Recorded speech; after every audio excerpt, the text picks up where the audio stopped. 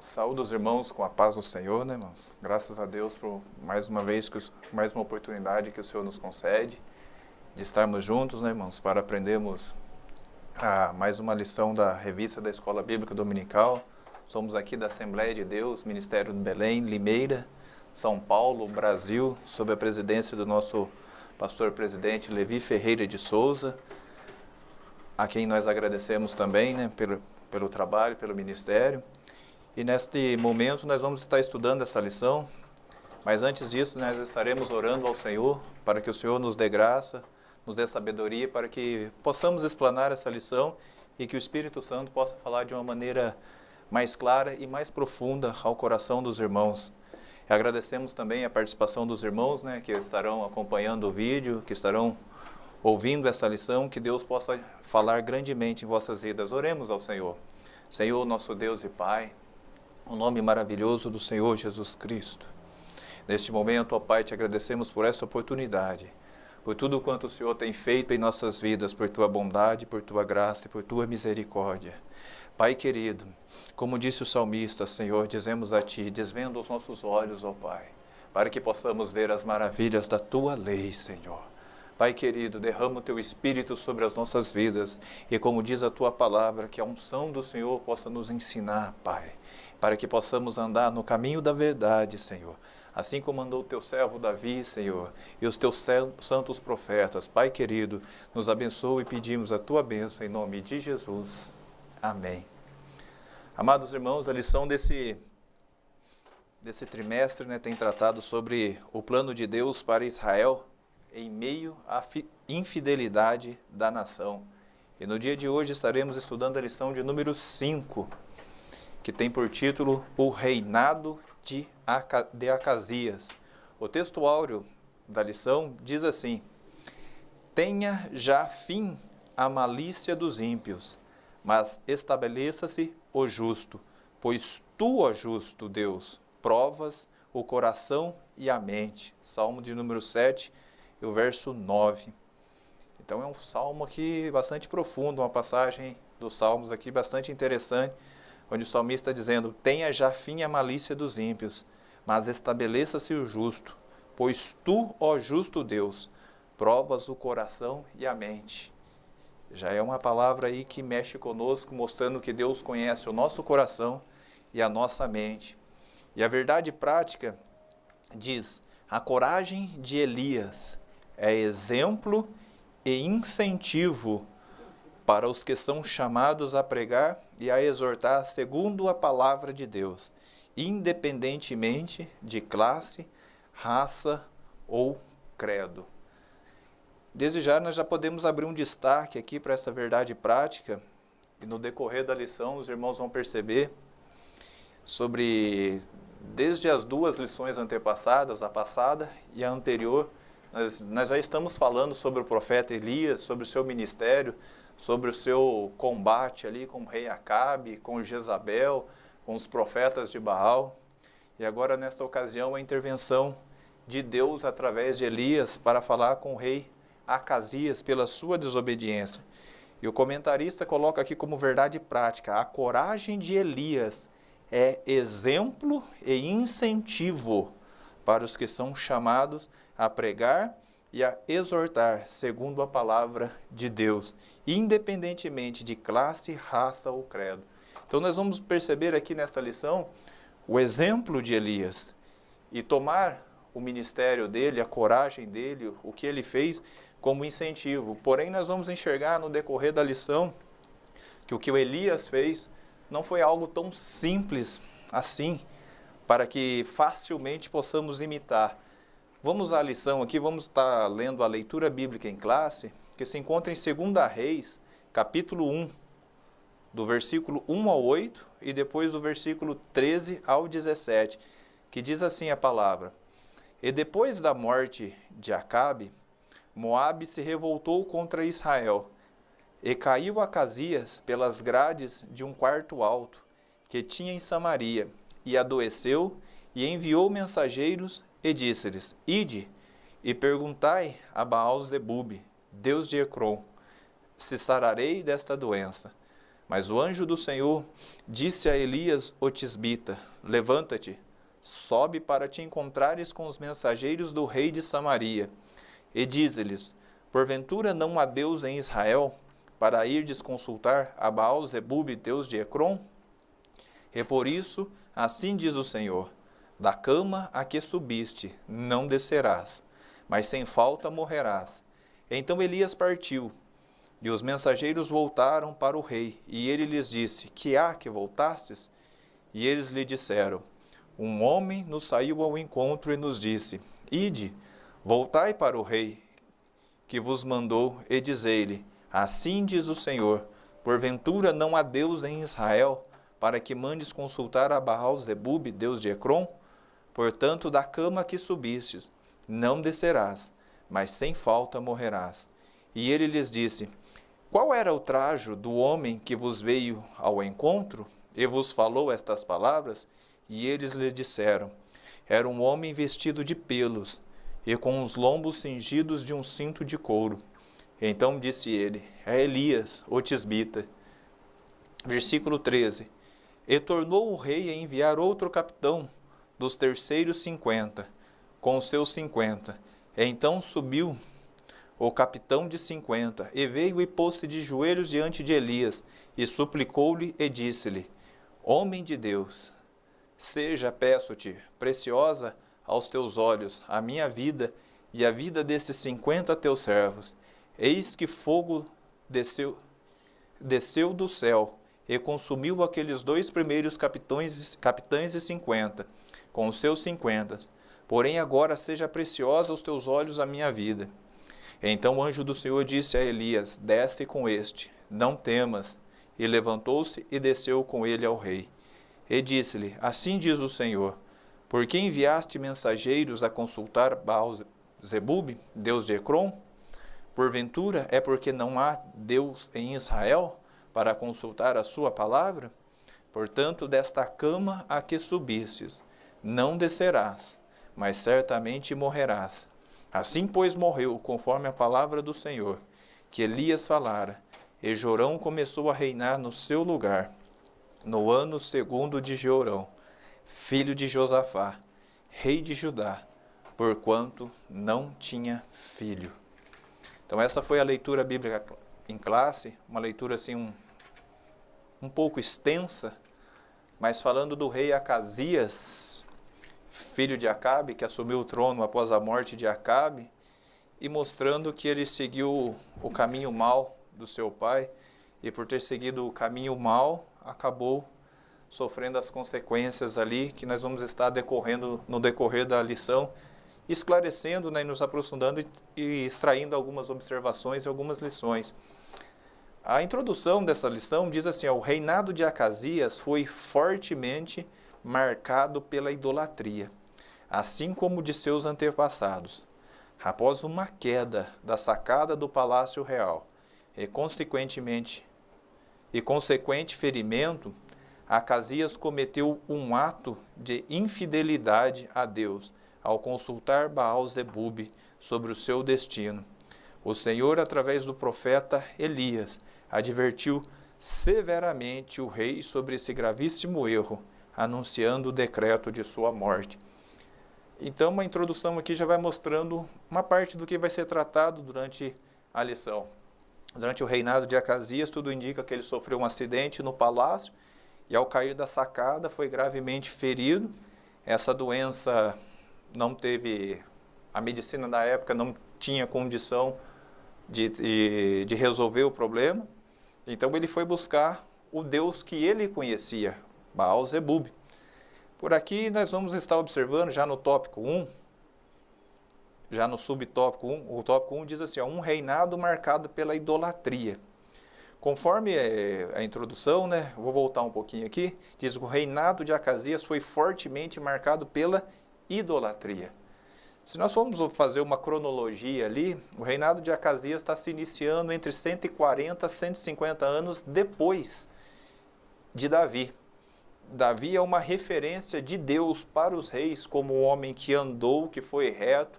Tanto é que todo rei, toda nova dinastia que Deus ia estabelecer, em Israel, ele dizia, se vocês andarem como meu servo Davi, que procurou ser reto, que serviu, eu vou confirmar o reino de vocês. Mas aqui já se passou quase 50 anos depois de Davi, depois de que Davi reinou 40 anos. Depois de Davi, Salomão mais 40 anos. No reinado de Roboão, o reino foi dividido. Então, extraindo aí dos 150, praticamente foram 70 anos, quer dizer, desde Salomão, quase 100 anos Israel foi se mergulhando na idolatria. Já nos dias de Salomão, quando as mulheres, segundo a Bíblia, perverteram o coração dele, e ele seguiu após os deuses estranhos e se curvou diante dos ídolos, Israel começou a entrar no caminho da idolatria. Foram anos de idolatria. Quando o reino de Roboão foi dividido e foi entregue a Jeroboão, Jeroboão também inaugurou um novo culto em Israel, o culto ao bezerro de ouro, que ele trouxe lá do Egito, fazendo um em Dan e outro ali em Samaria.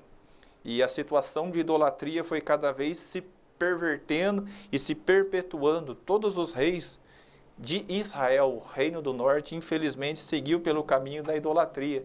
Aquilo que a Bíblia diz que é provocar a ira de Deus. E infelizmente a divindade que eles mais adoravam era Baal, Azerá, Astarote. Se nós fôssemos atualizar para o dia de hoje, é o Deus Sol. Eles adoravam o Sol, a Lua, as estrelas, o que Deus havia dito já em Deuteronômio e já em Êxodo, que os filhos de Israel não deveriam se prostrar e adorar as estrelas, adorar os astros, não deveriam consultar os mortos, não deveriam fazer nada desse tipo.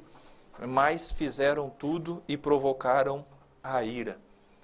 Eu vou fazer uma ilustração que, na verdade, é o que está no livro do profeta Oséias.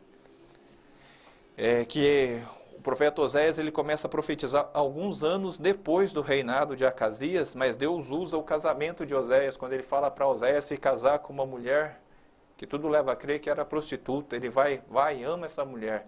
Ele foi e se casou com ela, teve uma vida com ela, mas depois essa mulher foi e voltou aos amantes.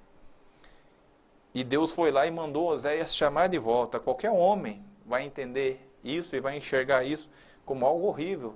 Que ingratidão dessa mulher. Mas aí Deus vai e diz, Israel tem feito a mesma coisa comigo. Israel era uma escrava lá no Egito, era uma serva. Eu fui lá e comprei eles e tirei da escravidão, tirei da servidão, dei a eles um nome, fiz uma promessa. Mas no decorrer dos anos, eles sentiram saudade dos seus amantes e voltaram à prostituição espiritual com os deuses. E lá estão sofrendo. E eu estou estendendo a mão de misericórdia para recebê-los de volta. Então é uma coisa assim profunda da parte de Deus, o amor que Deus tem e a disposição que Deus tem para restaurar. Mas a transgressão de Israel era uma transgressão terrível. Se nós formos observar, Oséias foi com uma mensagem. Elias não foi com a mensagem tão claramente, mas depois vai sendo esclarecida no decorrer do ano, como Jeremias também. Israel, como nação, estava se comportando como uma prostituta espiritual. A nação que foi chamada para ser a virgem do Senhor, para ser a esposa do Senhor, a quem deveria adorar fielmente ao Senhor e servir unicamente ao Senhor, havia deixado o Senhor e tinha ido após muitos amantes, que são os deuses estranhos, os ídolos, e estava se prostituindo com os ídolos. E Deus, como marido, está virado, pronto para trazer a sua ira. Lá no livro do profeta Jeremias, Deus chega a chamar as duas irmãs, Judá e Israel, de Ola e Olibá. Duas prostitutas, duas irmãs, a quem Deus havia desposado, mas que deram as costas para Deus e foram após os amantes, que eram os deuses das nações, a quem Deus disse que não deveria ir, que não passava de barro, deuses de barro, de pedra, de madeira, mas cujo culto seduziu aquelas nações e os levou eles a provocar a ira do Senhor. E aqui é o caso de um rei de Israel, que seduzido, seguindo o exemplo do pai e da sua mãe, continuou nesta idolatria. O primeiro tópico diz assim, um reinado marcado pela idolatria. O Deus de Acasias. Acasias era filho de Acabe e Jezabel. e foi sucessor de seu pai no trono de Israel. Acasias venerava o deus Baal-zebub de Ecrom, uma das 5 cidades dos filisteus, a sudoeste de Canaã. Ao adoecer, em razão de uma queda, enviou mensageiros para consultar essa divindade, a fim de saber se viveria ou morreria. Ou seja, um rei de Israel, que deveria ser uma referência para a nação, alguém que deveria andar nos caminhos do Senhor como Davi andava. Israel tinha um Deus. Veja bem, irmãos, Israel, o nome já dizia que lutaste com Deus e prevaleceste, como um príncipe lutaste com Deus e prevaleceste. Por isso era ali príncipe de Deus, Israel era. E olha a situação que estava aqueles que era para ser o povo de Deus, prostrados diante de Baal-zebub. Baal-zebub, que no caso aqui era o deus de Zebub, que segundo alguns estudiosos dizem que era o deus da adivinhação, ou deus que profetizava. Por isso Acasias mandou buscar uma mensagem com ele. Mas se nós formos observar, muitos anos depois, quando Jesus expulsava demônios já no seu ministério, os fariseus acusaram ele, dizendo que ele expulsava demônios por Beelzebu, que na verdade era uma versão da palavra Baal-zebub. Então Jesus, príncipe dos demônios. E Jesus foi acusado de expulsar os demônios por este príncipe aqui. Foi quando Jesus disse, mas se eu expulso demônios pelo príncipe dos demônios, então o reino das trevas está dividido. E se o reino está dividido, logo não pode subsistir. Mas se eu estou expulsando pelo Espírito de Deus, então logo é chegado a vós o reino de Deus. Para os irmãos perceberem como que essa divindade, ela acompanhou a nação de Israel por toda a sua história, o Deus Sol. Se os irmãos forem observar lá em Ezequiel capítulo 8, os irmãos vão perceber os sacerdotes dentro do templo adorando o sol, prostrado, adorando o sol. Então se curvar diante dos astros é algo muito antigo, que remonta às épocas talvez desde Nimrod, desde a época da rebelião, lá da Torre de Babel, e vem se arrastando. O culto se fixou fortemente ali em Canaã. Canaã foi quem, vamos dizer assim, exportou essa idolatria para todas as nações, e Deus advertiu seriamente para Israel para não se misturar com isso, mas infelizmente não vigiaram, não se atentaram e entraram por esse caminho. Talvez eles cometeram um erro de não querer ser desagradável com o mundo. Muitas vezes o crente, por não querer arrumar problema com o mundo, cede em algumas coisas. E ao ceder em algumas coisas, deixa de ter problema com o mundo, mas arruma um problema tremendo com Deus. Tiago mesmo já fala em sua carta no capítulo 4, que a amizade do mundo é inimizade com Deus. Salomão fez muitas alianças com nações, obteve muitas mulheres, fez muita coisa que Deus não queria que ele fizesse, já estava determinado que não fizesse. Tudo leva a entender que fez isso para ter paz com o mundo. Toda vez que um cristão, que um crente, que um líder tenta ter amizade com o mundo, tenta ter uma boa relação com o mundo, inevitavelmente vai arrumar inimizade com Deus, vai arrumar briga com Deus. Já dizia um pregador que eu gosto de ouvir, antigo, Leonard Ravenhill, não é estranho o mundo ter odiado Jesus Cristo e viver tão pacificamente com aqueles que dizem ser servos de Cristo?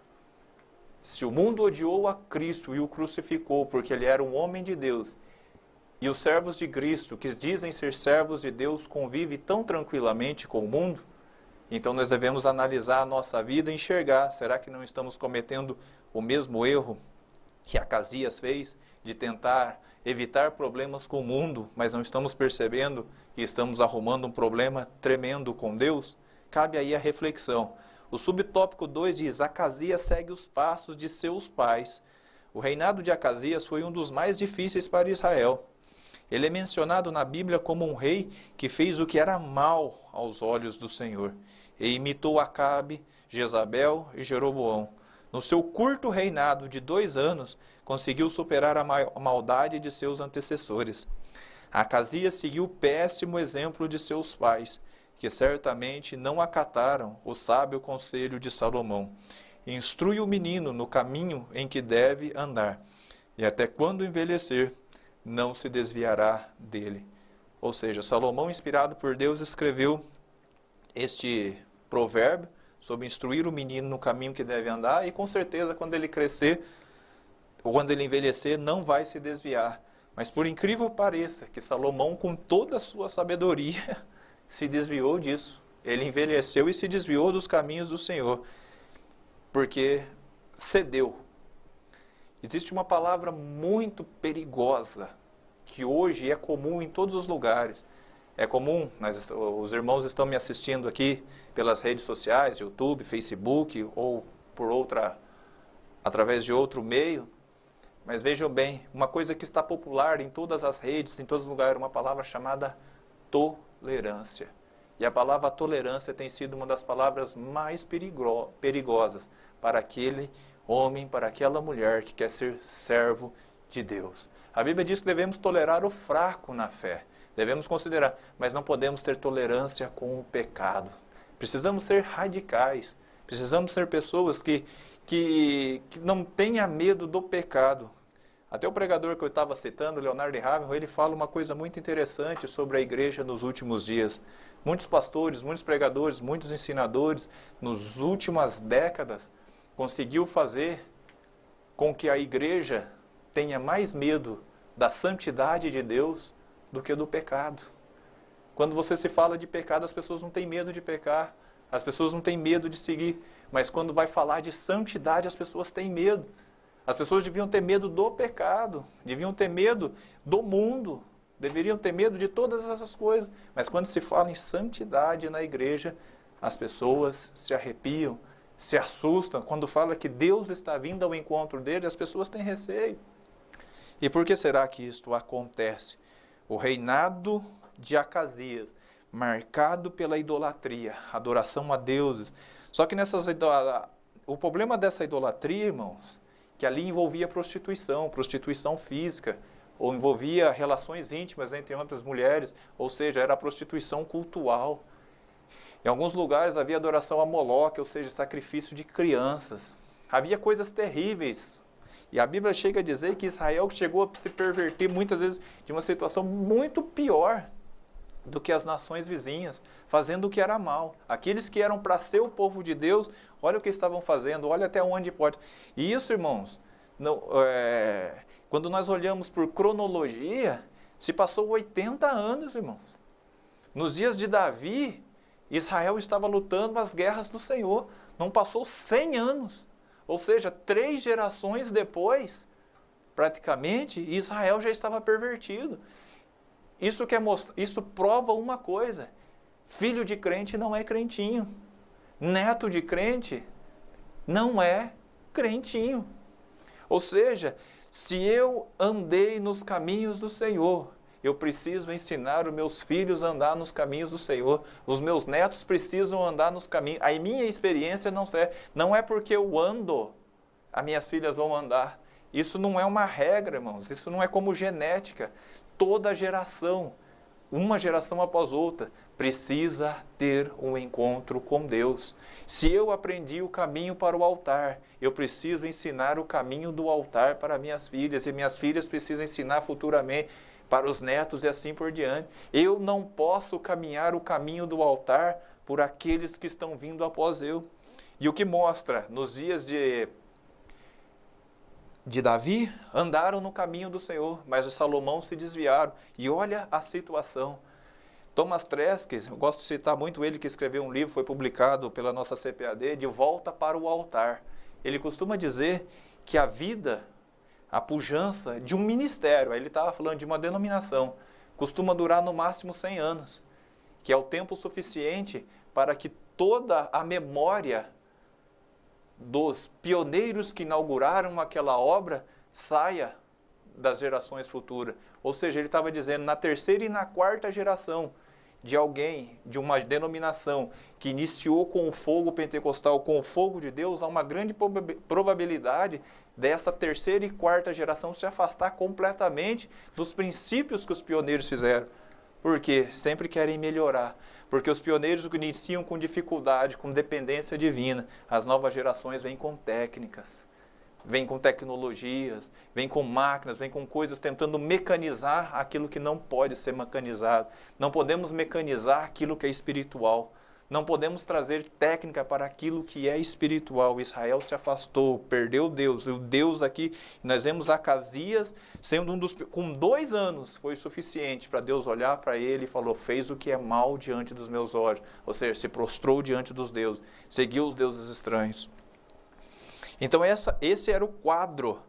Agora era um rei idólatra, voltado para os deuses a qual Deus odiava, agora mandando ir consultar o Deus de uma outra nação.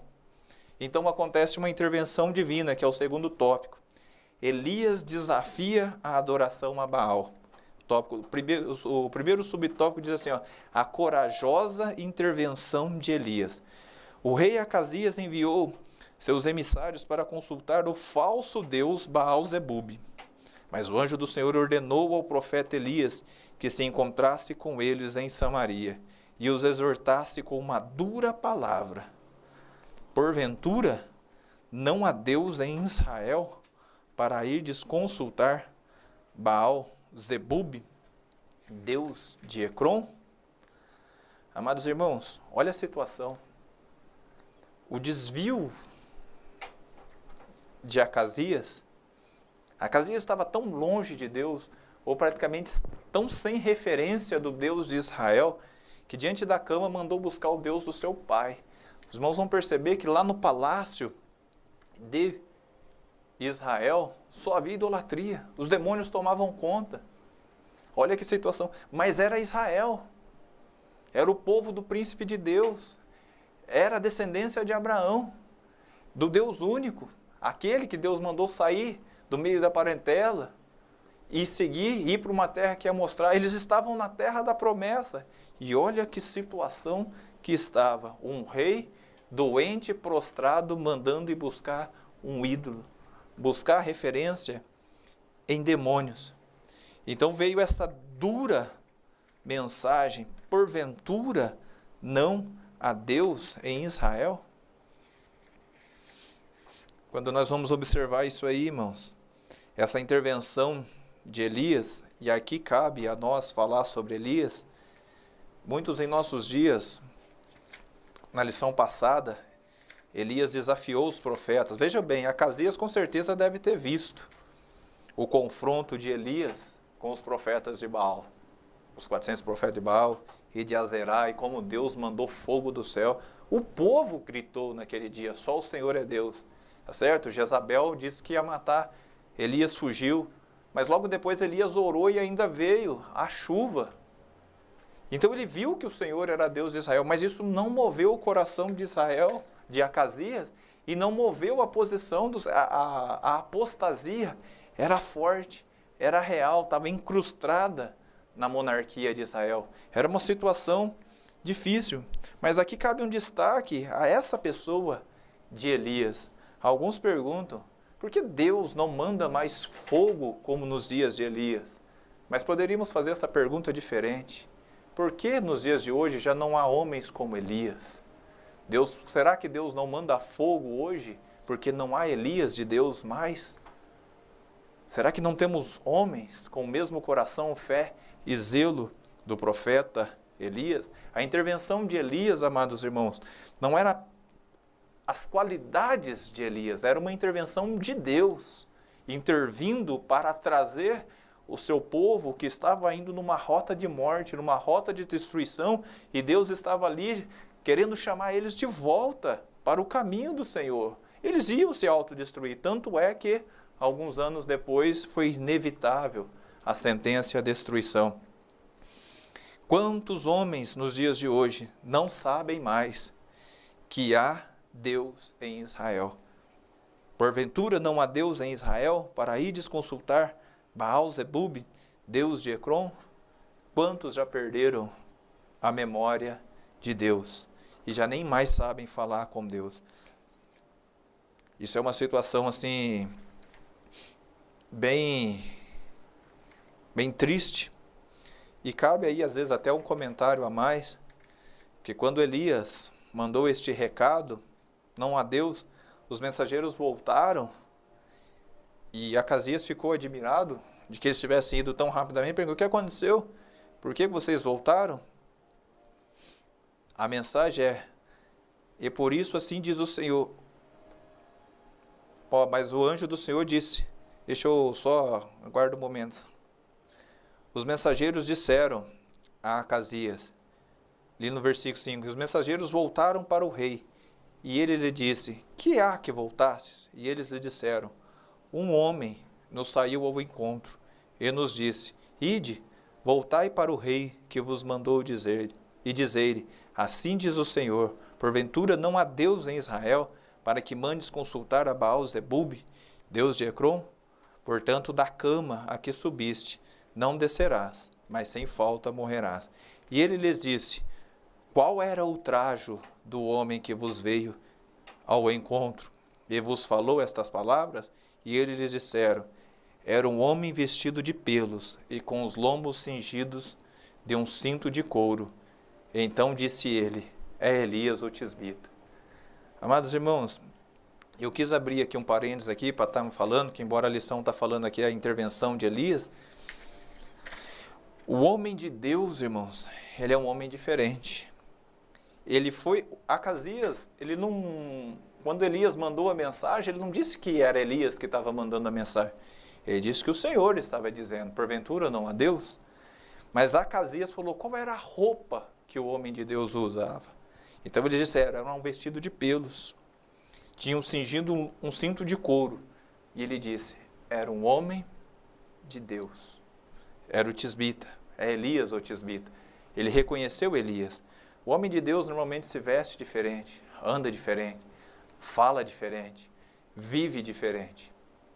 Normalmente numa sociedade temos homens de negócio, tem homens de lazer, existem os homens da moda, existem os homens do esporte, e nesse sentido de homens nós podemos aplicar o sentido de pessoas. Existem homens, mulheres, homens, então seriam dizer homens que entendem de moda, homens que entendem de esporte, homens que entendem de carro, homens que entendem de tecnologia, homens que entendem de negócios, homens que entendem de dinheiro, homens que entendem. Temos homens de várias formas, mas homens de Deus são raros. Homens de Deus são diferentes. Veja bem, Elias com certeza não andava na moda da época, porque quando dá para perceber que as roupas de pele e os lombos sentidos era uma característica única. Homens de Deus não estão preocupados em agradar o mundo. Homens de Deus estão preocupados em agradar a Deus. Homens de Deus não estão preocupados em impressionar o mundo. Homens de Deus estão preocupados em impressionar a Deus. Homens de Deus não estão preocupados se o mundo olha para ele e diz que ele é um desajeitado, que ele é um homem de duras palavras, que ele não sabe se vestir ou coisa parecida. Homens de Deus estão preocupados se Deus olha para ele e encontra nele um coração quebrantado, um coração reto, um coração justo. E homens de Deus são conhecidos, que nós vamos estar observando aqui, por serem homens que quando oram, Deus responde. Olha só, depois que Elias interviu e falou assim, então o rei Acasias mandou os mensageiros novamente ir atrás de Elias, que aí entra no subtópico 2, a resposta de Elias aos soldados do rei. Quando o rei ficou sabendo da profecia de Elias, enviou em 3 ocasiões diferentes um oficial com 50 soldados para conduzir Elias ao palácio. Mas nas 2 primeiras vezes desceu fogo do céu e consumiu todos os soldados e seus capitães. Na 3ª vez, todavia, o capitão do agrupamento, temendo pela própria vida e pela de seus soldados, ajoelhado, suplicou ao homem de Deus que lhes poupasse a vida. Por bondade e misericórdia, o Senhor ouviu aquele sincero clamor e ordenou ao profeta que os acompanhassem até o palácio em segurança. Esse relato se encontra ali em 2 Reis, do versículo, vou estar lendo aqui, acho que se não me engano é do versículo 10. versículo 9 em diante, que diz assim a palavra do Senhor. Ó. Então lhe enviou um capitão de 50, e subindo a ele, porque eis que estava sentado no cume do monte, disse-lhe, homem de Deus, o rei diz desce. Mas Elias respondeu e disse ao capitão de 50, se eu, pois, sou homem de Deus, desça fogo do céu e te consuma a ti e aos teus 50. Então fogo desceu do céu e o consumiu a ele e aos teus 50. E tornou o rei a enviar-lhe outro capitão de 50, com os seus 50. Este lhe falou e disse, homem de Deus, assim diz o rei, desce depressa. E respondeu Elias e disse-lhe, se eu sou o homem de Deus, desça fogo do céu e te consuma a ti e aos teus 50. Então fogo de Deus desceu do céu e consumiu a ele e aos seus 50. Retornou o rei a enviar outro capitão dos seus terceiros 50, com os seus 50. Então subiu o capitão de 50 e veio e pôs-se de joelhos diante de Elias e sepulcou-lhe, conforme que já foi lido. Mas quando nós lemos essa passagem, para quem já é mais estudioso das Escrituras sabe, mas talvez você esteja ouvindo pela primeira vez essa lição, ou esteja chegando agora, esteja participando da escola bíblica, o que há de errado, o que houve de errado nos dois primeiros agrupamentos em relação ao terceiro? O rei mandou o capitão ir com 50 soldados, vai até o monte, olha onde o homem de Deus estava no monte, o homem de Deus não estava no bar. O homem de Deus não estava nos lugares de lazer. O homem de Deus não estava se divertindo, se entretendo, se distraindo. Bom, eu estou cansado demais, tenho trabalhado demais. Vou ali beber um pouco do mundo para distrair. Não, o homem de Deus não faz isso. Ele estava no monte. Certamente estava sozinho com Deus. Mas o rei fala, vai lá, capitão, e manda o homem de Deus vir. O que dá a entender pelas Escrituras é que o capitão chegou, como a nação estava mergulhada na idolatria, mergulhada diante dos deuses estranhos, na impressão que esse capitão vai zombar do profeta e diz, ei, homem de Deus, desce, o rei está te chamando. Como se o rei tivesse mais autoridade do que um homem investido da autoridade de Deus. Ali não era necessariamente um rei mandando um homem ou um servo ir ao encontro. Ele estava dizendo, ei, homem de Deus, o rei está dizendo isso. Ou seja, o rei aqui tem mais autoridade do que o homem de Deus. Então ele disse, não, se eu sou homem de Deus, que desça fogo do céu. Esses homens estavam desafiando a autoridade, estavam zombando do profeta de Deus. E aqui, amados irmãos, cabe mais uma vez uma colocação. As pessoas exigem, principalmente em nossos dias, delicadeza ao falar. Querem que os pregadores sejam mansos, delicados, amorosos, carreguem as pessoas no colo. Mas vejam bem, homens de Deus podem se tornar pessoas perigosas para uma sociedade corrupta e idólatra. Quando nós olhamos o caso de Moisés, homem de Deus, mas quando nós vemos a sua irmã, Miriam, e vemos os seus irmãos, Arão, que vai ali e desafia a autoridade, você viu o que Deus aconteceu? Miriam ficou leprosa na hora. Eles disseram, se ele é profeta, nós também somos. Aí Deus falou, vocês não têm medo de falar contra o profeta, contra o meu servo Moisés? Se houver um profeta ou alguém no meio de vós, eu vou falar com sonhos. Eu vou falar com revelações, com visões. Mas com o meu servo Moisés eu tenho falado face a face. Homens são todos iguais em questão de natureza. Mas quando Deus escolhe um homem para ser o homem de Deus, irmãos, precisa se respeitar. Não zomba de homem de Deus. E homem de Deus não é aquele que tem vários certificados ou coisas parecidas, é aquele a quem Deus dos altos céus aprova. Por isso deve haver uma preocupação no coração de todo obreiro, de todo homem, de toda mulher, todo cristão, de ser aprovado por Deus. Olha o que Elias disse, se eu sou homem de Deus, que desça fogo dos céus. Irmãos, os irmãos vão olhar mais à frente, na próxima lição, vai falar sobre Eliseu, que seguiu o ministério de Elias. E Eliseu estava passando numa cidade e algumas crianças começaram a zombar. Ah, vai, Eliseu, o calvo, chamando ele de careca. E ele amaldiçoou as crianças, e a Bíblia diz que saiu uma ursa e matou ali, se eu não me engano, 33 crianças. Então, irmãos, as coisas não são tão...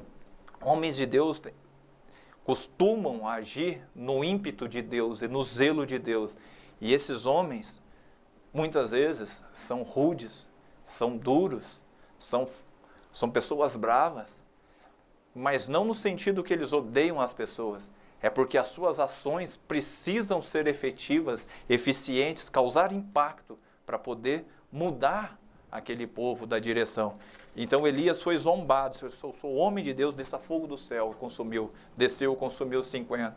Depois desceu, consumiu um novo grupo de 50. Agora, quando veio o terceiro grupo, aquele soldado percebeu, falou, é o homem de Deus. O homem de Deus não é igual um homem qualquer. Ele já dobrou o joelho e suplicou pela vida dele e dos seus soldados. É assim que se trata, irmão. Homem de Deus. Não é qualquer um que pode ter esse título de homem de Deus. É somente aqueles a quem Deus escolhe. E no caso do profeta, irmãos, eu gosto muito de alguns pastores, né, que fazem a ilustração. Os profetas no Antigo Testamento, podemos considerar eles como homens de emergência. Como aquele bombeiro que está na central, quieto, você fala, não está fazendo nada o dia inteiro, mas quando surge uma emergência, o alarme toca, eles saem e vão ao encontro do fogo e querem resolver da melhor forma possível. Às vezes vão ser brutos, às vezes vão ser ali, agir de forma, mas eles precisam apagar o incêndio, eles precisam resolver o problema. É como aquele mecânico de manutenção numa empresa, você olha e diz, você não faz nada o dia inteiro, mas a máquina está trabalhando, mas quando a máquina quebra, eles são acionados, eles precisam intervir e precisam resolver da forma mais rápida possível. É como aquela pessoa que está infartando ou que está com uma doença grave e vai para a emergência. O médico não pode ser delicado, não pode ficar ali perguntando, olha, eu vou fazer de tudo para você não sentir dor. Não, ele precisa intervir com urgência, às vezes até uma cirurgia sem anestesia precisa ser feita, porque ele precisa trazer a vida.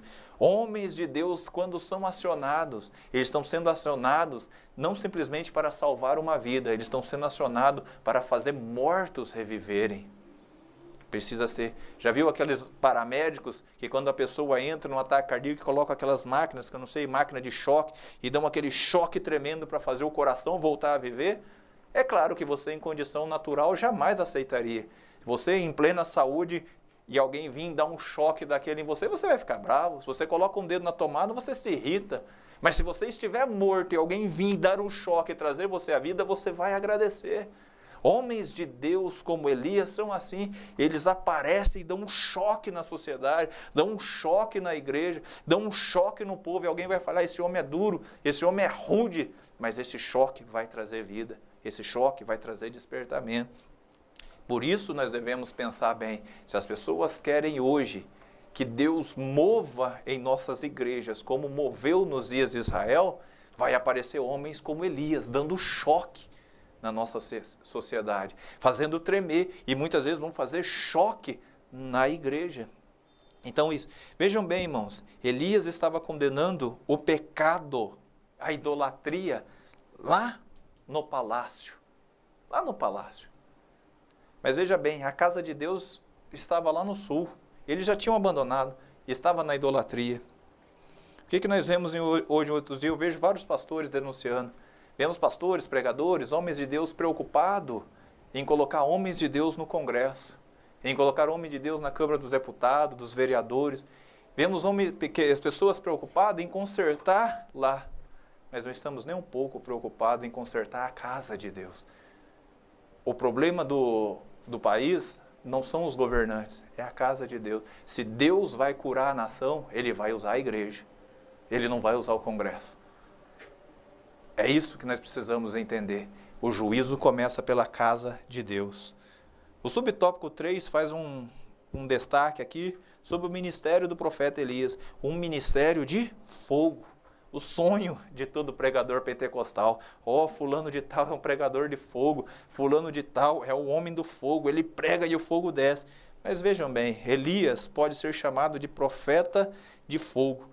Em 3 episódios do seu ministério, Deus enviou fogo do céu. No Monte Carmelo, com os profetas de Baal. No Monte Horebe, quando o Senhor visitou o profeta e se manifestou por fogo, embora a presença dele não estivesse nesse elemento. E quando por 2 vezes o fogo do céu, o fogo desceu do céu para consumir os soldados e seus capitães. Então, o ministério de Elias, como diz aqui, marcado pelo fogo, e a Bíblia mesmo diz que Deus é um fogo consumidor. Quando Deus apresentou-se para Moisés, quando ele estava lá no deserto, e a sarça estava ardendo, e aí cabe um pouco aí de detalhe, era comum naquela época, e provavelmente hoje, as sarças pegarem fogo no deserto devido à alta temperatura. Então, a sarça pegar fogo é normal, ela ia pegar fogo e ia consumir. Mas o detalhe na sarça que Moisés estava vendo é que a sarça pegou o fogo, mas não se consumia. Então, o fogo estava ali e a sarça não permanecia. Ele falou, alguma coisa está errada. Todas as sarças pegam fogo e se consomem, essa não. E quando ele vai se aproximar, Deus, opa, Moisés, descalça os teus pés, porque o solo que tu está pisando, a terra em que tu pisa é terra santa. E aí ele se apresenta como Deus de Abraão, de Isaac, Jacó, e faz toda aquela chamada de Deus para Moisés. Então, por aí, vários outros exemplos na Bíblia, nós vemos que Deus é um fogo consumidor que se manifesta. E no ministério de Elias, houve essa manifestação sobrenatural de fogo, né? Agora, continuando, o tópico 3, já estamos caminhando para o final da lição, que tem o título assim, a doença de Acasias e a sua morte. O julgamento do Senhor contra Acasias. Deus mandou Elias dizer ao rei que ele jamais seria curado ou sairia da cama vivo. Por consequência de sua obstinada idolatria, Acasias estava sentenciado à morte. Ele conhecia as maravilhas que Deus havia operado no meio do seu povo no passado. Como poderia opor-se a Deus e negligenciar suas leis daquela maneira? Deus não tolera a obstinação daqueles que ouvem sua palavra e permanecem com a vida deliberadamente entregue ao pecado. Ou seja, Acasias era um rei, apostatado completamente, idólatra, dominado pelo pecado, sentenciado agora à morte. E Elias havia mandado a mensagem através do anjo, através dos mensageiros. Mas depois que ele foi com os 50, com o capitão dos 50, aqueles soldados, a mensagem foi a mesma. Essa cama que você está, você não vai descer, você vai morrer. Agora, será que essa sentença não poderia ser revogada? Nós vemos o caso do rei Ezequias, quando Deus mandou Isaías ir lá e dizer, Ezequias, põe a tua casa em ordem, porque morrerás e não viverás. Ele estava doente, foi uma sentença semelhante. Mas Ezequias estava andando nos caminhos do Senhor. Assim que Isaías saiu, ele virou os seus olhos para a parede e começou a clamar ao Senhor. E buscou o Senhor, falou, Senhor, lembra-te que eu tenho andado nos teus caminhos, tenho feito, e foi tratando com Deus ali. E a Bíblia diz que antes que Isaías saísse do palácio, Deus deu outra mensagem, falou, volta, diga que eu vou acrescentar a ele 15 anos. Se Acasias provavelmente tivesse se arrependido, será que se Acasias tivesse se arrependido, tivesse confessado o seu pecado, será que se Acasias tivesse chorado e dizer, Elias, homem de Deus, você está certo, eu tenho me levantado contra o Senhor, eu, a minha família, a minha casa, a minha nação, tem se prostituído com deuses estranhos, tem se voltado a deuses que não são deuses, eu quero me arrepender, eu quero voltar, eu quero fazer o que é certo. Será que Deus não mudaria a sentença? Mas existem muitas pessoas obstinadas no pecado, que se prendem no pecado e simplesmente, bom, se Deus disse que eu vou morrer, então eu morro. Tem pessoas que aceitam simplesmente a sentença de Deus e levam as suas vidas, não levam em consideração que Deus é um Deus de misericórdia, que Deus é um Deus de amor, que todos os seus atos visam restaurar a pessoa para Deus. Deus não é homem. Deus não é homem. Se eu não me engano, lá em Números diz que ele não é homem para mentir e nem filho do homem para se arrepender. Veja bem, Pedro, certa vez, perguntou ao Senhor Jesus Cristo, Senhor, quando um homem me ofender, até quantas vezes eu devo perdoá-lo? Até 7 vezes no dia? Veja bem, olha como Pedro estava bem melhor do que nós, porque nós dizemos, errar uma vez é humano, 2 vezes é burrice. Ou seja, nós não estamos dispostos a perdoar 2 vezes. Pedro estava pronto ainda 7 vezes, mas Jesus foi além. Jesus diz até 70 vezes 7 no dia. Isso daria 490 vezes no dia. Ou seja, ele estava querendo dizer o quê? Você precisa ter um coração perdoador. Você precisa ter um coração de misericórdia. Você precisa ter um coração de bondade. E toda vez que uma pessoa vier até a você e você pedir-te perdão, você tem que estar pronto. Mas se Jesus disse para fazer isso, é porque Ele é assim. O coração dele é um coração de misericórdia. O coração dele é um coração de bondade. Ou seja, toda vez que nós pecarmos, toda vez que nós errarmos, mas nós nos voltarmos a Ele, confessarmos a Ele nossos pecados e queremos ter uma nova vida, Ele vai perdoar e vai restaurar, irmãos. Há vários exemplos, os livros dos reis, por isso que é interessantíssimo. Eu estava estudando o livro de Reis, eu li ali 1 Reis, li 2 Reis, agora vou ler as crônicas, estava vendo ali, a gente percebe o plano de Deus para Israel em meio à infidelidade da nação. Se existe uma coisa que nós homens, nós seres humanos, não toleramos, não aceitamos, não perdoamos facilmente, é infidelidade, irmãos. Israel, eu sei que talvez eu vou ser duro nas minhas palavras, Israel, o reino do norte, e infelizmente o reino de Judá também, segundo as palavras do próprio Deus, agiram como uma prostituta. Agiram como uma mulher que Deus foi lá, tirou ela da servidão, casou com ela, deu um nome, deu uma família, deu filhos, deu uma posição. E essa mulher, no meio do caminho, dá as costas para Deus e vai atrás dos amantes, vai atrás da prostituição. A maioria de nós não perdoamos infidelidade, mas Deus estava constantemente dizendo, se você se arrepender, se você voltar, eu te restauro, eu te recebo novamente. Então, irmãos, isso é, do ponto de vista humano, olhando para Deus, isso é assustador. Entender que Deus seja capaz de uma atitude desta. Então, nós vemos essa situação aqui do julgamento do Senhor. Acasias simplesmente aceitou. Por isso que está ali, ó, Deus não tolera obstinação daqueles que ouvem a sua palavra e permanecem com a vida deliberadamente entregue ao pecado. Ou seja, ele ouviu a palavra, mas continuou com Baal, continuou com os deuses, continuou com a idolatria. E o resultado foi, a palavra de Deus se cumpriu. Partiu ao Senhor e foi na cama que ele estava, ele não saiu. Agora o subtópico 2 diz assim, ó, a determinação de Elias e a morte do rei. Ao ser convocado à presença do rei pelos oficiais e seus soldados, o profeta não titubeou em repetir o que já havia dito anteriormente aos mensageiros de Acasias. Desta cama a que subiste não descerás, mas certamente morrerás.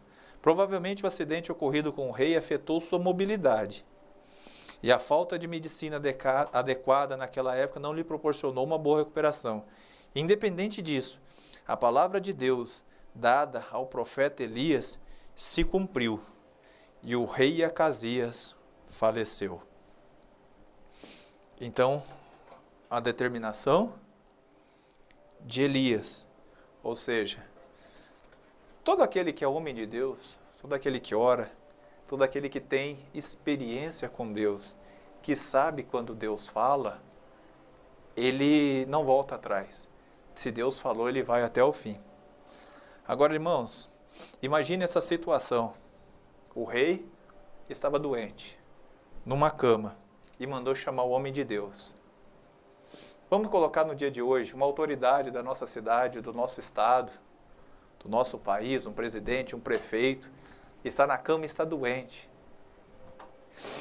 E Deus usa um pastor, um pregador, com uma mensagem dessa, ó, manda dizer ao prefeito, manda dizer ao governador, que a doença que ele tem é incurável, ele vai morrer mesmo, não tem saída. Então o prefeito fala, não, manda ele vir aqui, manda ele vir fazer uma visita aqui. Aí lá vai o pastor, o pregador fazer uma visita. E ele vai lá e fala, ó, seguinte, eu te avisei de longe, mas agora de perto, face a face, olho no olho, você vai morrer, o Senhor disse. Não vai ter jeito. Irmãos, isso não soa indelicado? Quem vai fazer visita a um doente, orar por ele, vai dizer que ele vai morrer porque Deus está matando ele, irmãos? Os irmãos percebem? E por isso que eu falei para os irmãos, veja bem o que o comentarista colocou na verdade prática. A coragem de Elias é exemplo e incentivo para os que são chamados a pregar e a exortar segundo a palavra de Deus. Irmão, Elias é exemplo? É um incentivo? Quem de nós está disposto a ir na casa de alguém doente, tomado por uma mensagem do Senhor e dizendo, olha, você tem vivido uma vida tão envolvida em pecado, tão envolvida em coisas, uma vida tão mundana, uma vida tão carnal, que o Senhor manda te dizer, infelizmente, essa cama que você está, você não vai sair. Esse é o seu salário. Esse é o teu pagamento pela vida, sua vida pecaminosa que você tem vivido, por essa vida relaxada, por essa vida sem Deus. Isso não soaria indelicado nos dias de hoje?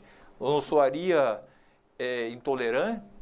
O obreiro que fizesse isso, como seria visto pelo ministério? Não, esse obreiro não ama. Ele tem obrigação de recuperar uma ovelha, e por isso, irmãos, homens de Deus, ele tem umas atitudes que não são muito comuns. Quando Deus trabalha, as coisas não funcionam da forma, do jeito que nós pensamos ou do jeito que nós queremos. É do jeito de Deus. Por isso eu usei aquela ilustração. Se um cirurgião, por exemplo, eu tive um problema de pedra na vesícula. E quando se manifestava a dor era terrível. Num período de 1 mês emagreci 10 quilos. E quando foi diagnosticado, você tem pedra na vesícula.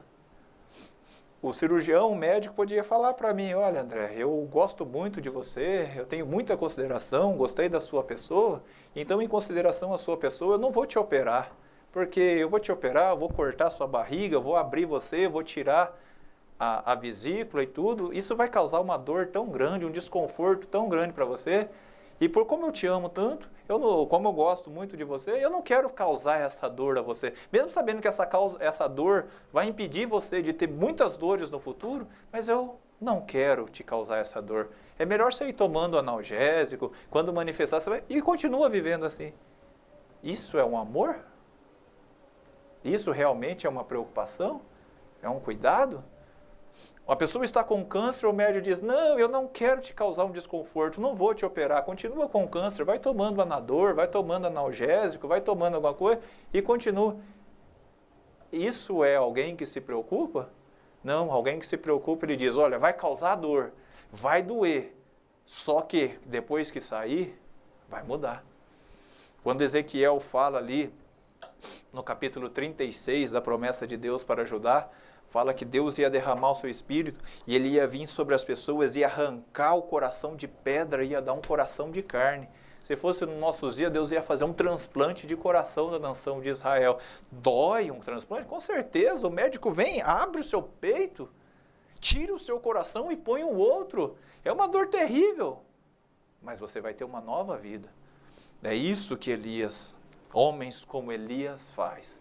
São rudes, são duros, muitas vezes andam com um bisturi na mão, andam com uma ferramenta que você olha e fala, ele é duro, mas são ferramentas de precisão. Ele corta com precisão, retira a doença e fecha e depois deixa o corpo se sarar novamente. São de homens assim. Por isso eu estou dizendo, o irmão comentarista colocou assim, Elias é um exemplo. Se ele é um exemplo, ele está querendo dizer o que? A verdade prática. Se Elias é um exemplo, é um incentivo para nós, está querendo dizer o quê? Que nós precisamos ser esses homens. Duros sim, duros, mas portando um bisturi. Duros, mas para combater a doença. Precisamos ser radicais para tirar a doença que está acabando com a igreja do Senhor. Agora, que lição nós podemos extrair daqui? Vamos observar, para terminar, as qualidades de Elias. Nesse episódio, várias qualidades de Elias são percebidas, tais como intimidade com Deus, zelo em promover a adoração ao Deus de Israel e em condenar a idolatria, clareza e assertividade em suas sentenças, fidelidade e, além de tudo, a coragem. Ainda hoje o Senhor busca homens e mulheres que sejam corajosos e obedientes, a fim de serem usados por Ele em sua grande obra. Comentarista, aqui a lição destaca, olha só, intimidade com Deus. O que nós entendemos por intimidade com Deus? Oração. Homens que oram, que buscam a face de Deus. Elias orou na frente das pessoas e Deus respondeu. Mas Deus com certeza só respondeu Elias ao orar na frente de todos, porque Deus já respondia Elias quando orava em secreto, quando orava nos montes, quando orava nas cavernas, quando orava nos quartos. Ele tinha intimidade com Deus. Ele era um homem zeloso de Deus, em promover a adoração a Deus. Elias não era tolerante, e nem muito menos ecumênico. Elias não passava nas ruas e via os altares dos deuses estranhos em toda a nação e ficava tipo, não, cada um tem o seu direito, cada um escolhe quem adorar. Elias se indignava ao ver a nação de Israel envolvida com tanta idolatria e era zeloso de Deus e buscava o Senhor. E o zelo é uma coisa que a igreja precisa ter. E nós olhamos que Jesus ali, quando ele pegou aquele chicote, expulsou todos aqueles mercadores, aqueles vendedores, aqueles comerciantes do negócio, foi citada, João citou as escrituras dizendo, o zelo do Senhor me consumirá. A Bíblia diz que Deus resgatou para si um povo seu zeloso, especial e de boas obras. Eu já vou chegar aqui e fazer uma ilustração. Veja bem, intimidade com Deus, zelo em promover a adoração a Deus, condenar a idolatria. Sabe, irmãos, vamos fazer uma reflexão do nosso cristianismo, da nossa igreja de hoje. Quando aparece um homem, uma mulher, um jovem nesses dias, orando, com zelo de Deus, querendo seguir os caminhos antigos, condenando a idolatria. No caso aqui, idolatria. Mas o que a Bíblia mais condena no Novo Testamento? O mundo. Não ameis o mundo, nem o que nele há. A sua concupiscência, a concupiscência da carne, dos olhos, a soberba da vida. Porque tudo isso passará. Mas aqueles que fazem a vontade do Senhor permanecerão para sempre. Paulo, escrevendo a Tito, diz que a graça de Deus se manifestou, dizendo a nós que nós devemos renunciar às concupiscências, às paixões mundanas. E aparece um jovem, e aparece um homem, aparece uma irmã, renunciando ao pecado, renunciando aos lazeres, renunciando ao entretenimento, orando, buscando e condenando. O que a igreja faz com uma pessoa dessa? Está querendo ser santo demais. Está querendo ser santarrão, está querendo aparecer. Nós vemos isso, já tem, graças a Deus, 25 anos que estamos na igreja, e quando vemos alguém se despertando ao Senhor, quando vemos alguém orando mais, jejuando mais, e recebendo mais, sendo cheio do Espírito Santo, essa pessoa começa a mudar as suas vestes, essa pessoa começa a mudar o jeito de falar, começa a mudar o jeito de viver, e começa a se tornar intolerante com o pecado, intolerante com o mundo, intolerante com a carnalidade. Logo alguém diz, está querendo ser santo demais. Já percebeu que logo recebe o título de santarrão? Mas reflita comigo, irmão. As pessoas se incomodam com quem quer ser santo, dizendo que está sendo santarrão demais, mas não se incomoda com quem está sendo carnal demais. Você não ouve ninguém falando fulano de tal é carnal demais, fulano de tal é mundano demais, fulano de tal é terreno demais, fulano de tal é materialista demais, mas se incomoda com quem quer ser santo, se incomoda com quem quer servir a Deus, se incomoda com quem está com zelo, se incomoda com quem chega na igreja e fica revoltado, quando o culto está correndo e as pessoas não estão nem aí. Quando uma pessoa chega na igreja e fica revoltado, porque era para estar todo mundo de joelho, orando, clamando a Deus, as pessoas estão sentadas falando de negócios, vendendo, comprando, fazendo ali, acessando vídeos, vendo coisas engraçadas e coisas divertidas. Ninguém se revolta com quem é mundano, ninguém se revolta com quem é carnal, ninguém se revolta mais com isso. Mas quando aparece um santo, se revolta. Elias era esse tipo. Imagina Elias como membro da minha igreja e da sua igreja. Como seria tratado? Será que ele teria oportunidade? Então veja, esse homem tinha zelo, tinha intimidade com Deus, condenava a idolatria, condenava o mundo. E o comentarista diz, ele é um exemplo para nós. Mas será que estamos prontos para receber esses homens, essas mulheres que Deus quer levantar em nosso meio, que vão chegar condenando o mundo, chegar condenando toda essa carnalidade que envolve muitos cristãos? Elias era homem de Deus, que entendia das coisas de Deus, que sentia o pulsar de Deus, mas as pessoas vão se incomodar com quem quer ser santo. Veja bem, irmãos. Olha a situação, estou aproveitando falar de Elias e vou terminar. Elias se tornou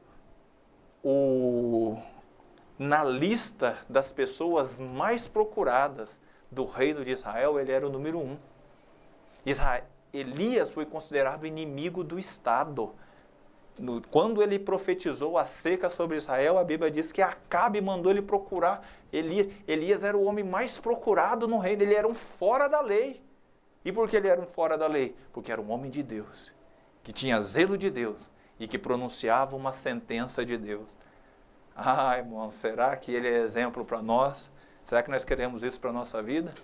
Nos tornarmos um fora da lei por andarmos com Deus?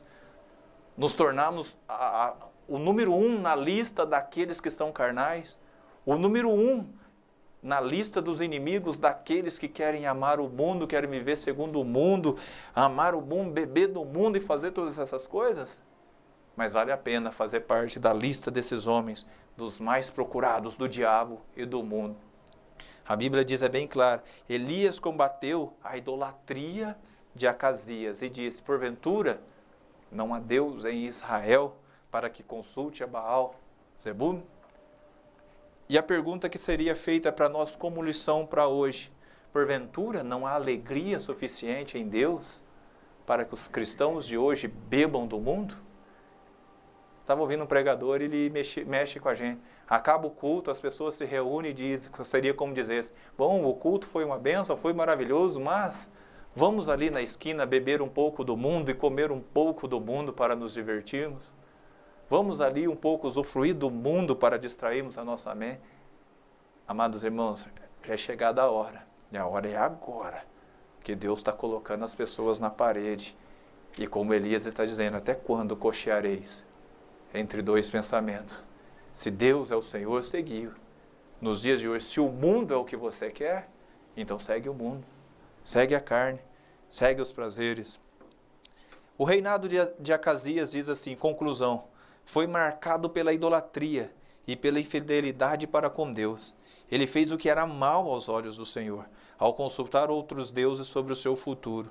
Era idólatra e infiel para com os mandamentos de Deus. Elias foi o profeta que confrontou as transgressões de Acasias e por esse motivo quase foi preso. Todavia, seguiu em frente, cumpriu sua missão e honrou a Deus. Ou seja, Elias fez o que precisava ser feito. Somente para terminar, Elias em nossos dias, ele não ia dizer que o problema do mundo são os políticos. Ele ia dizer que o problema do mundo é a igreja. Elias, nos dias de hoje, não ia se preocupar com a falta de leitura da Bíblia nas escolas, em todos os outros lugares. Ele está preocupado com a falta de leitura da Bíblia na minha e na sua casa. Elias não ia estar preocupado com o fato das pessoas estar fazendo lei proibindo leitura da palavra de Deus em oração em locais públicos. Ele estaria preocupado com a falta de oração nos aposentos das casas, com a falta de oração na casa de Deus, com a falta de reverência na casa de Deus. É isso que precisa. Não precisa ter leitura de Bíblia nas escolas, se tivermos leitura de Bíblia nas casas. Não precisamos estar preocupados com oração nas escolas, se tivermos oração nas casas. Não precisamos estar preocupados com santidade na sociedade, se tivermos santidade na casa de Deus, entre o povo de Deus. Isso cabe uma reflexão para nós, homens de Deus, mulheres de Deus. Quando nós olhamos para a Bíblia, nenhum homem de Deus teve amizade do mundo. Todos eles foram odiados, foram perseguidos. Paulo, o apóstolo, que nós pentecostais, protestantes, gostamos muito de falar para ele, ele foi inimigo de Roma, de Jerusalém e dos gregos. A religião de Jerusalém odiava Paulo. Os pensadores da Grécia odiavam Paulo por causa da mensagem do Evangelho. E o poder militar de Roma também o teve como inimigo. Irmãos, se nós queremos ser homens de Deus, queremos ser amigos de Deus, precisamos ter a consciência de que vamos ser inimigos do mundo. Se quisermos a amizade do mundo, seremos inimigos de Deus. Deus não nos chamou para termos paz com o mundo. Deus nos chamou para anunciar a mensagem do Evangelho a este mundo. E para que a nossa mensagem seja eficaz para este mundo, precisamos ter a mentalidade de Paulo e eu me glorio na cruz de Cristo, na qual o mundo está crucificado para mim e eu para o mundo. Paulo estava dizendo, na cruz de Cristo, quando eu entendi a mensagem da cruz, eu entendi que eu morri na cruz do Calvário, o mundo não importa para mim. Eu não tenho mais nenhum problema, eu não quero mais nada com o mundo. E o mundo olha para mim e também não quer mais nada com o mundo. Eu me tornei inútil para o mundo e o mundo tornou inútil para mim. É isso que nós precisamos ser como igreja. O mundo é inútil para nós. As coisas do mundo passam. Nós estamos voltados para as coisas de Deus. Amém, irmãos? Que Deus possa abençoar os irmãos. O horário já se avança, né? Nós vamos estar terminando aqui, vamos estar fazendo uma oração. Que Deus possa abençoar grandemente. Que o Espírito Santo possa ter falado de uma forma, possa falar ainda de uma forma mais clara, mais profunda aos corações dos irmãos. Nós vamos continuar orando, né?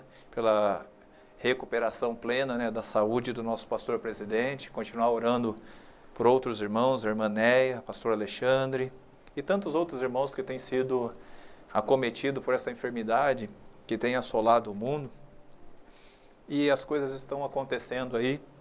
E aproveitando essa lição, as pessoas perguntam, será que Deus pode mudar essa situação que nós estamos vivendo atualmente na sociedade? Será que Deus pode fazer? É a pergunta que as pessoas sempre fazem. Mas às vezes eu ouço o Espírito Santo falar, será que as pessoas podem crer e esperar que Deus faça?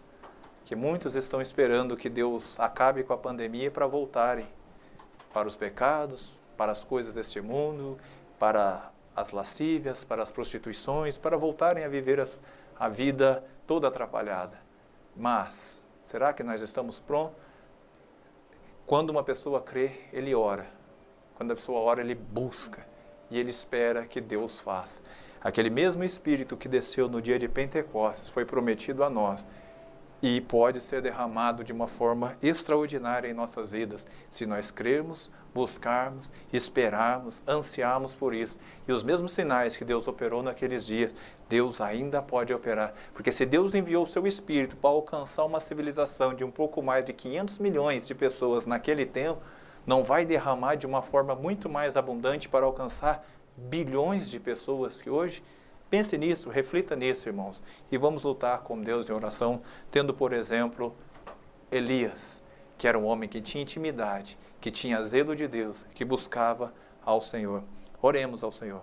Senhor, nosso Deus e Pai, no nome maravilhoso do Senhor Jesus Cristo, te agradecemos, ó Deus, por este momento que o Senhor nos concedeu em Tua presença.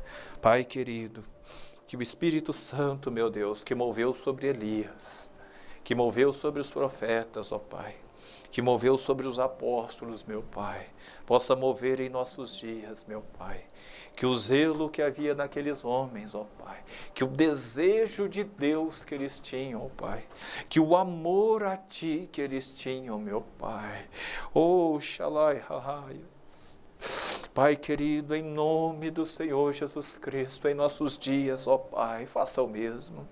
Levanta homens, levanta mulheres, meu Pai, para serem chamados homens de Deus, mulheres de Deus, jovens de Deus, senhores de Deus.